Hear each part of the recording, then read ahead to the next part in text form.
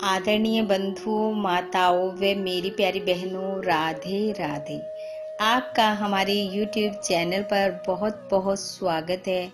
बंधुओं, आज हम इस वीडियो में वैशाख महात्म का 22वां अध्याय सुनेंगे, जिसे सुनने सुनाने से मनुष्य के कई जन्मों के पापों का नाश होता है। महात्म सुनने के बाद आप हमारे चैनल को सब्सक्राइब करें, बेल आइकन को प्रेस करें ताकि हमारी वीडियो की नोटिफिकेशन सबसे पहले आप तक पहुंचे। वीडियो को शेयर व लाइक भी जरूर करें। व्याध कहने लगा, हे महात्मन, मैं अत्यंत दुर्बुद्धि और पापी हूँ। आपने मुझ पर बड़ी कृपा की है। हे दया के सागर, अब मुझ पर ऐसी कृपा करो कि जिससे अब मेरी बुद्धि दूषित होकर खोटे कर्मों में न लगे। अतः आप मुझे उपदेश दीजिए। व्याध के ऐसे वचन सुनकर मुनि ने उसको धन्य धन्य कहा और फिर उसको उपदेश देते हुए बोले कि हे व्याध, यदि तू शांति की इच्छा करता है तो वैशाख धर्मों का पालन कर। हे व्याध, यहाँ पर धूप अत्यंत तेज है, ना छाया है ना पानी।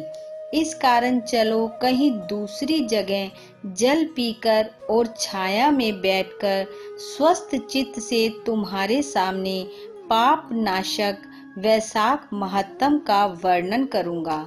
व्याध हाथ जोड़कर कहने लगा कि यहाँ से थोड़ी दूर पर एक निर्मल सरोवर है, जहाँ फलों से लदे हुए अनेक कैथ के वृक्ष हैं। वहाँ निश्चय ही चित्त प्रसन्न होगा।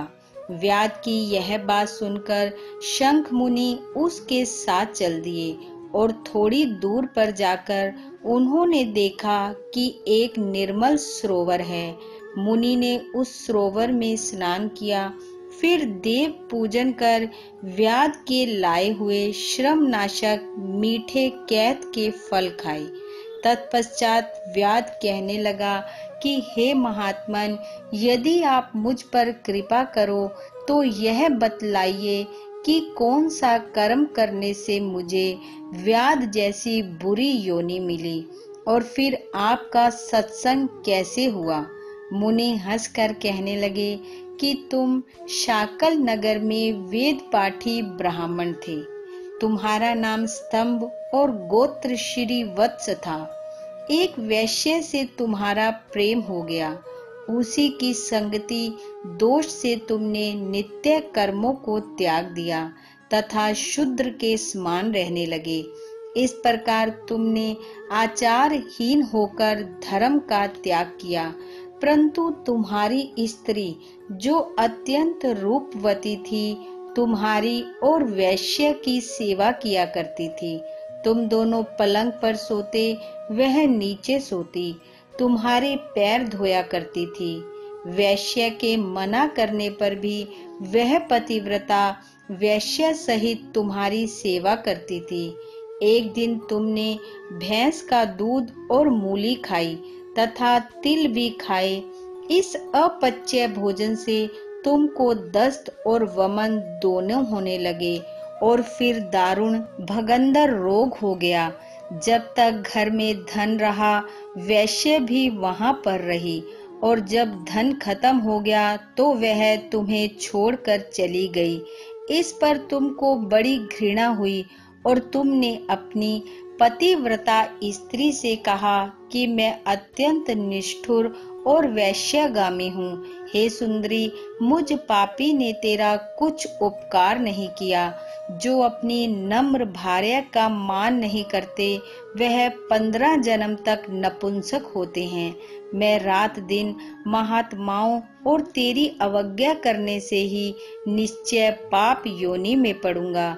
तेरे विनीत भाव पर भी मैं महाक्रोध ही करता रहा हूँ। इस प्रकार कहने पर वह तुम्हारी स्त्री हाथ जोड़कर कहने लगी कि स्वामी, आप ऐसा क्यों कहते हो?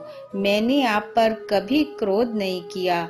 यदि मुझको कुछ दुख प्राप्त हुआ तो वह मेरे कर्मों का फल है। तुम मेरे प्रति दीनता और लज्जा मत करो। जो स्त्री अपने पति के क्रोध को सहन करे वही साध्वी है। ऐसा कहकर वह अपने पिता व भाई के घर से कुछ धन लाकर तुम्हारी सेवा करती रही। दिन रात मल मूत्र धोकर तुमको शुद्ध रखती तथा तुम्हारे शरीर में पड़े कीड़े निकालती। रात दिन नींद आदि त्याग कर अपने भर्ता के दुख से दुखी होकर कहती, हे पितृेश्वरी, तुम मेरे पति को रोग से मुक्त करो तथा मेरे पति को पापहीन करो। तब एक दिन महात्मा देवल वैशाख में गर्मी के मारे संध्या के समय तुम्हारे घर आए। उनको देख तुम्हारी स्त्री कहने लगी कि अब वैद्य मेरे घर आ गए हैं, अब इनके द्वारा मेरे पति का रोग नष्ट हो जाएगा।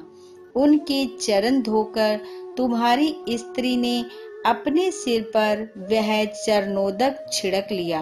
फिर महात्मा को गर्मी से व्याकुल देख शरबत पिलाया। दूसरे दिन प्रातः वह महात्मा चले गए। उधर तुमको सनिपात हो गया और जब तुम्हारी स्त्री ने तुमको त्रिकुटा पिलाया तो तुमने उसकी उंगली को काट लिया। तभी तेरे दांत भिज गए और उसकी उंगली तेरे मुख में रह गई। ठीक उसी अवस्था में तुम्हारी मृत्यु हो गई और उसी वैश्य के ध्यान में तुम्हारे प्राण निकल गए।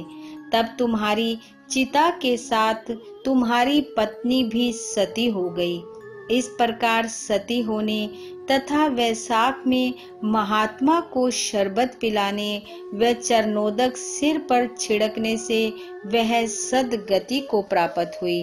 यद्यपि तेरे सब पाप नाश हो गए थे, परंतु अंत समय वैश्य का ध्यान करने से तूने व्याध के घर जन्म लिया। इसी कारण तू सदा हिंसा में लगा रहता है और चित्त में उद्वेग रहता है।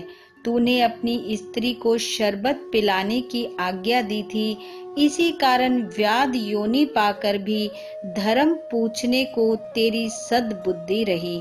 तूने भी मुनि के चरणों का जल अपने सिर पर छिड़का था, इसी से तुझे सत्संगति प्राप्त हुई। तुमने अपने पूर्व जन्म में जो कर्म किए वे सब तुमको बतलाए। तेरे ये सब पाप पुण्य मैंने दिव्य दृष्टि से देखे हैं। अब तुम्हारी कोई और गुप्त बात पूछने की इच्छा हो तो वह भी पूछ लो। तेरा चित्त शुद्ध हो गया है, अतः तेरा कल्याण हो। इति वैशाख महत्तम 22वां अध्याय समाप्तम। बोलो विष्णु भगवान की जय। राधे राधे।